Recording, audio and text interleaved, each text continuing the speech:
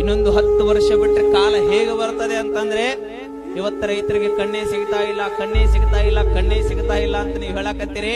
ಇನ್ನೊಂದು 10 ವರ್ಷ ಹೋಗ್ಬಿಟ್ರೆ ಭಾರತದಲ್ಲಿ 1 ಎಕರೆ ಇದ್ದವ ಶ್ರೀಮಂತ ಇರ್ತಾನೆ, ಹೊರತಾಗಿ ಗೋರ್ಮೆಂಟ್ ನೌಕರಿ ಇದ್ದವರಲ್ಲ.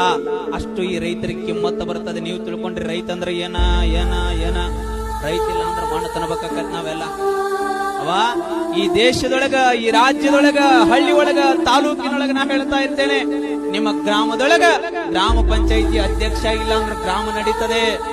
ನಿಮ್ಮ ತಾಲೂಕಿನೊಳಗ ಕ್ಷೇತ್ರದ ಶಾಸಕರಿಲ್ಲ ಅಂದ್ರೂ ತಾಲೂಕು ನಡೀತದೆ.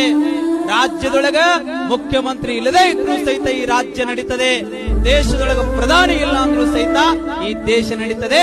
ಆದರೆ ರೈತ ಇಲ್ಲದೆ ಹೋದ್ರೆ ನಾವೆಲ್ಲ ಹೊಟ್ಟಿಗೆ ಮಣ್ಣು ತಿನ್ನಬೇಕಾಗ್ತದೆ, ಮಣ್ಣು ತಿನ್ನಬೇಕಾಗ್ತದೆ. ರೈತನಿಗೆ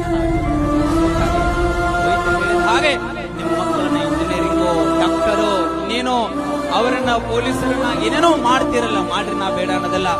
ಅದಕ್ಕಿಂತ ಮುನ್ನ ಹೊರದೊಳಗೆ ಹೋಗೋದು ತಾಸು